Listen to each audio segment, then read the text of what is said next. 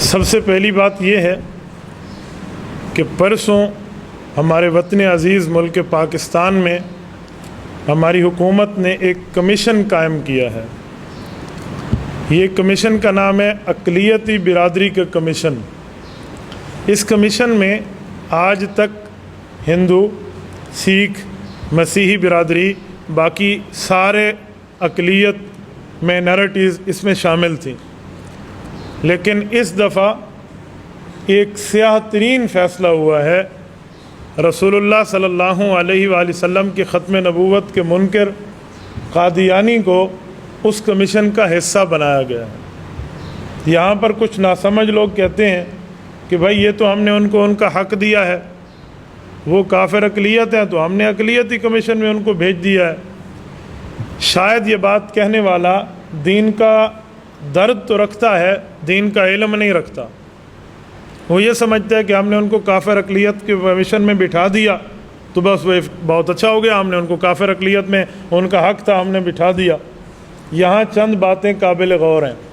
Number ایک، میں یہ بات پوچھ رہا ہوں زمام حکومت سے، اہل حکومت سے، کہ اس وقت پوری دنیا میں کرونا وائرس کی وجہ سے فلائٹس بند ہیں، کاروبار بند ہیں، تجارتی مراکز بند ہیں، آمد و رفت بند ہے، بین الصوبائی بین الاضلاعی سفر تک بند ہے، گویا کرفیو کا سماں ہے۔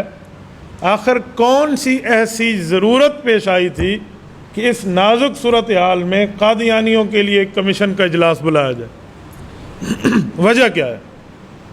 اس کا تک کیا بنتا ہے؟ ضرورت کیا بنتی ہے؟ بنیاد کیا بنتی ہے؟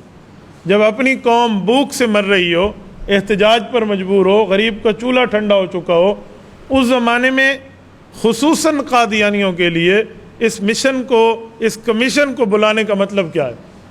نمبر دو، ایک سوال میں مزید بھی اس پر رکھتا ہوں کہ یہ آئینی کمیٹی ہے پاکستان کی، کیا قادیانی پاکستان کے آئین کو تسلیم کرتا ہے؟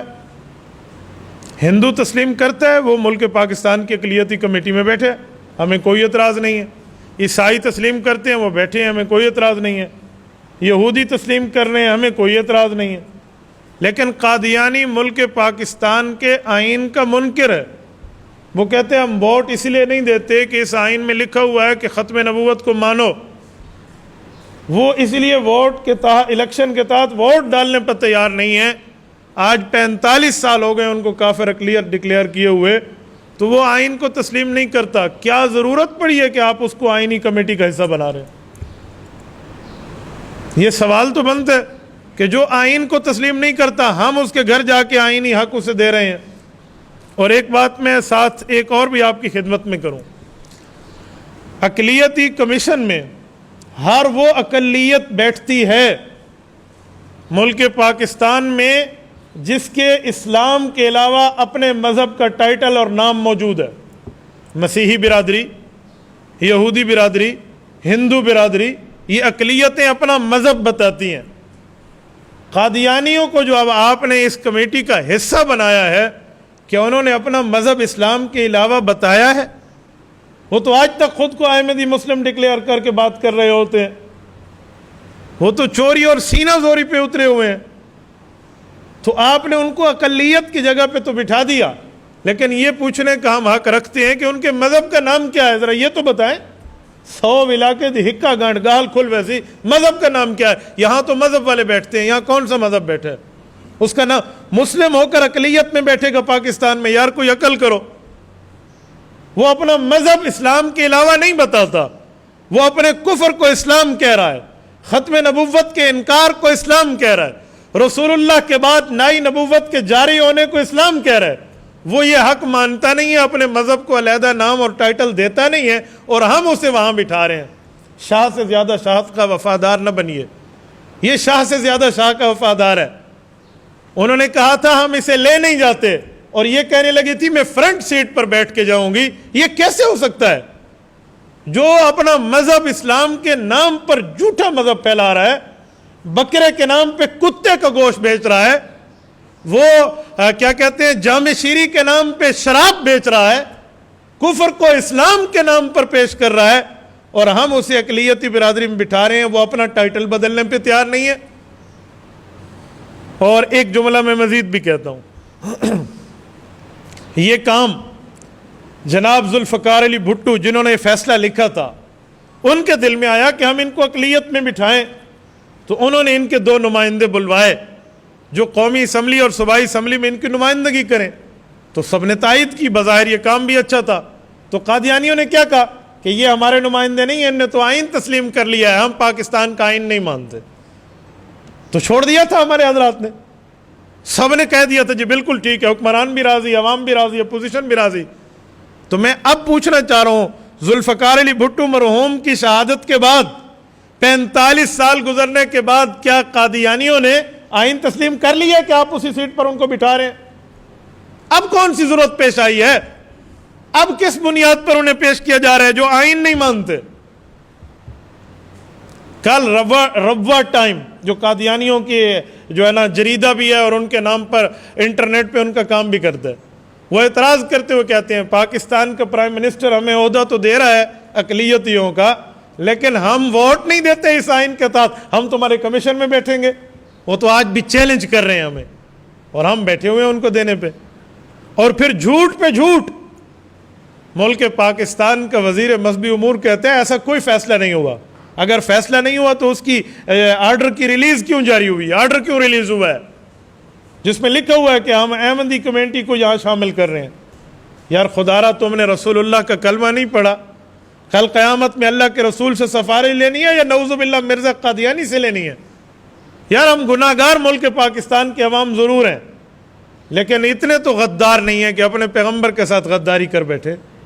میں نوجوانان پاکستان کی خدمت میں ایک جملہ کہتا ہوں، آپ جس جماعت سے تعلق رکھتے ہو وہ آپ کی مرضی، سیاسی مذہبی، میں آپ کی سیاسی اور مذہبی وابستگیوں کو نہیں چھیڑ رہا، لیکن رسول اللہ کی محبت تو کامن ہے، حضور کی محبت تو مشترکہ ہے، رسول اللہ صلی اللہ علیہ وسلم کے دین تو ہمارے لیے برابر کی حیثیت پہ ہے، تو ہمیں اس پر آواز اٹھانی چاہیے۔ کیا ختم نبوت کا مسئلہ صرف مولویوں کا ہے، صرف دین والوں کا ہے؟ ہر مسلمان کو اس پہ اپنا کردار ادا کرنا چاہیے، ہم اس کے خلاف آواز اٹھائیں۔ اچھا، یہ کمیشن بن گیا، نقصان کیا ہوگا؟ اس کے اثرات مرتب کیا ہوں گے؟ آؤ میں ذرا آپ کو اثرات دکھاتا ہوں۔ ملک پاکستان میں 298/A، 298/B، 298/C سن 1974 کا لیجسلیٹو قانون جو ہے ہمارا، اس میں یہ بات منشن ہے کہ جو رسول اللہ صلی اللہ علیہ وآلہ وسلم کے بعد نائے نبی کا مدعی ہے، ختم نبوت کا انکاری ہے، قادیانی ہے، لاہوری فرقہ ہے، جو قادیانیوں کا حمایتی ہے، قادیانیوں کی بی ٹیم ہے، وہ لاہوری لوگ، یہ خود کو مسلمان نہیں کہہ سکتے۔ 1984 میں یہ بات آرڈیننس کے تحت طے ہو چکی ہے، آذان نہیں دے سکتے کیونکہ مسلمان نہیں ہیں، نماز مسلمانوں کی طرح نہیں پڑھ سکتے کیونکہ مسلمان نہیں ہیں، اپنی عبادت گاہ کا نام مسجد نہیں رکھ سکتے کیونکہ مسلمان نہیں ہیں، کلمہ طیبہ کی دعوت نہیں دے سکتے، کلمہ طیبہ کو ماننے والے نہیں ہیں، اور الیکشن میں حصہ نہیں لے سکتے کیونکہ یہ آئین کو تسلیم نہیں کرتے۔ یہ وہاں طے ہو چکا ہے آئین اور قانون میں۔ اگر آج اقلیتی کمیشن میں ان کو ڈال دیا گیا، قادیانی خود کو اقلیت کمیشن میں ہونے کے ناطے کل اپنی عبادت گاہ کا نام رکھے گا اور مسجد رکھے گا جیسے ان کے مذہب میں ان کا لکھا ہوا ہے۔ کیوں؟ پھر تو اقلیتوں کو آزادی ہوتی ہے نا، پھر تو اقلیتوں کے حقوق ہوتے ہیں، یہ تو اقلیتوں کے حق بنیں گے، فنڈامنٹل آف رائٹس، آئینی حق بن جائے گا پھر ان کا۔ وہ اپنی مسجد، اپنی مرزاڑے کو مسجد کہیں گے، آذانیں دیں گے، کلمے پڑھیں گے، مسلمانوں کی طرح نماز پڑھیں گے، اور دین کی، اپنے دین کی تبلیغ کریں گے، اور کفر کو اسلام، جامع شیری کو شراب کو جامع شیری، اور کتے کے گوشت کو گائے کے گوشت کے نام پہ بیچیں گے۔ تو کہاں اپنی نوجوان نسل کے ایمان کی ہم فکر کر رہے ہیں؟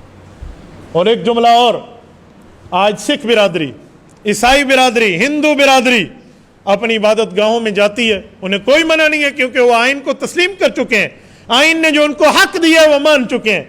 کل قادیانی اس کمیشن میں بیٹھ کے مرزے قادیان کے شہر قادیان کی عبادت گاہوں میں آنا جانا شروع کر دے گا۔ کرتارپورہ کی راہداری تو ویسے ہی بن چکی ہے، راستہ تو ویسے ہی ان کے لیے اوپن ہو چکا ہے، سکھوں کے نام پہ آپ نے یہ راہداری تو بنا دی، لیکن یہ راستہ سیدھا گرداسپور کے ضلع قادیان میں جاتا ہے، تو کل انہیں آنا جانا شروع کر دینا ہے اور یہاں دندناتے پھریں گے قادیانی۔ میں ایک بات کہوں گا، جب وہ خود اپنا حق نہیں مانگتے اور اس حق کو وہ اپنے زام پر نعوذ باللہ اپنے پاؤں کی ٹھوکر پر اڑاتے ہیں کہ ہم آئین نہیں مانتے، جب تک آئین میں ختم نبوت کا ماننا لکھا ہوا ہے ہم تسلیم نہیں کرتے، تو ہم کون ہیں جو وہ نہیں مانتے حق اور ہم ان کو حق دینے وہاں پہنچ گئے ہیں؟ مدینہ کی ریاست کے دعوے دار لوگوں کے یہ کام ہوتے ہیں؟ کیا ریاست مدینہ میں یہی چیز ہوتی ہے؟ ابو بکر صدیق رضی اللہ عنہ ریاست مدینہ کے سب سے پہلے خلیفۃ المسلمین ہیں۔ 3600 کافروں کو، منکرین ختم نبوت کو تحقیق کیا، 1200 صحابہ کی قربانی دی ہے، ان سے 2 ہاتھ تو ابو بکر صدیق نے کیے ہیں، اقلیتی کمیشن میں ان کو نہیں بٹھایا۔ یہ مدینہ کی ریاست ہے، یہ سربراہ مدینہ ریاست مدینہ کے سربراہ ہیں۔ تو ہم کیسے ریاست مدینہ کی بات کر رہے ہیں؟ کیسے ایمان کی بات کر رہے ہیں؟ بغل میں چھری اور منہ میں رام رام کے مترادف ہے۔ یہ کون سی ریاست مدینہ ہے جس میں مدینہ الرسول صلی اللہ علیہ وآلہ وسلم کے صاحب تاجدار ختم نبوت کے منکرین کو ان کا حق دینے ہم ان کے گھر پہنچ جائیں، جس حق کا نہ ان کا مطالبہ اور نہ وہ مانتے ہیں۔ اور اگلا نقصان بتاؤں، اللہ نہ کرے یہ سیاہ بل منظور ہو گیا اور یہ طے ہو گیا، امید نہیں ہے کہ یہ ہوگا۔ مسلمانوں کا ایمان کا جذبہ برقرار ہے۔ پہلے قادیانیت کے خلاف تحریک چلی تھی تو قادیانی ملک سے بھاگے تھے، اس بار نہ چھیڑا جائے۔ اگر اس بار تحریک چلی تو قادیانی نواز بھی ملک پاکستان میں داخل نہیں ہو سکیں گے۔ ہم جان کی قربانی کیا ہے؟ ہماری آل اولاد اسلام پر رسول اللہ کی ختم نبوت پہ قربان ہے۔ یہ کوئی بات ہے یار رسول اللہ صلی اللہ علیہ وسلم کی جو تاج نبوت پہ حملہ کرے ہم اس کو حق دینے جائیں؟ یہ اقلیت نہیں ہے، یہ فتنہ ہے۔ کل نقصان کیا ہوگا؟ کل یہ حکومت کا حصہ بن سکیں گے، بیوروکریسی کا حصہ بن سکیں گے، اسٹیبلشمنٹ میں اپنا کردار ادا کر سکیں گے، اور ہمارے اقتدار اور ریاست کا حصہ بن کے بیٹھیں گے اور کہیں گے اس قانون کی اس شک کو ختم کر دو جو شک بتاتی ہے کہ ہمارے خلاف ہے، ہم تو اقلیت ہیں، ہم تو کمیشن میں بیٹھے۔ تو لے دے کے پھر یہ بھی گیا، بتائیں پھر بچا کیا؟ یہ امت مسلمہ کے لیے بالعموم اور ملک پاکستان کے لیے بالخصوص ایک سیاہ ترین دن ہے جب یہ فیصلہ کیا جا رہا ہے۔ ہمیں امید ہے کہ فیصلہ ایکسیپٹ نہیں ہو پائے گا، ورنہ کوئی مشکل نہیں ہے۔ ایک مذہب ہوتا ہے اور ایک ملک ہوتا ہے، ملک کو بچایا جاتا ہے رہنے کے لیے، لیکن مذہب کی قربانی نہیں دی جا سکتی۔ یہ بات سنیں، ہم جان اور ایمان میں جان کا سودا کر لیں گے، ایمان کو نہیں چھوڑیں گے۔ میں آپ کی وساطت سے ایک جملہ حکومت پاکستان کے سربراہان کو یہ کہنا چاہ رہا ہوں، اور جو ہم میں نمائندگان بیٹھے ہیں یہ لکھیں، اس بات کو نوٹ کریں اور ان لوگوں تک پہنچائیں کہ ہمیں یہ اقلیتی کمیشن میں بغیر کچھ قادیانیوں سے طے کیے اور آئین منوائے بغیر ہمیں ان کا بیٹھنا قبول ہے۔ سارے دوست بتائیں نا، آپ ہاتھ کھڑا کر کے بتائیں اور ایمانی حصے سے بتائیں کہ ہم مسلمان ہیں، ہمیں قادیانی اقلیتی کمیشن میں بغیر کچھ طے کیے منظور ہے؟ ہمیں منظور ہے؟ اس فیصلے کو واپس لیا جائے اور ہم یکسر اس کو مسترد کرتے ہیں۔ یہ ہر مسجد میں آج آواز اٹھ رہی ہے، ہر مسجد میں۔ یہ جو میں الفاظ پڑھ رہا ہوں یہ ہمارے پورے پاکستان کے تمام مکاتب فکر علماء کرام کا مشترکہ موقف ہے۔ یہ کوئی صرف میرا ذاتی نہیں ہے، یہ مشترکہ اوپینین پیش کیا جا رہا ہے، کامن اوپینین، جس پر تمام مکتب فکر متفق ہے۔ کچھ دنوں پہلے میری ایک قادیانی سے ٹیلی فونک بات ہوئی، مجھے کہنے لگا آپ دیوبندی ہیں، بریلوی ہیں، اہل حدیث ہیں، آپ کون ہیں؟ میں نے کہا میں بہت اچھی طرح سمجھتا ہوں آپ کہنا کیا چاہتے ہیں، ہم سب آپس میں جو بات بھی کریں لیکن اس بات پر متفق ہیں کہ آپ تھیف آف اسلام، اسلام کے چور ہیں، اس پر ہم متفق ہیں۔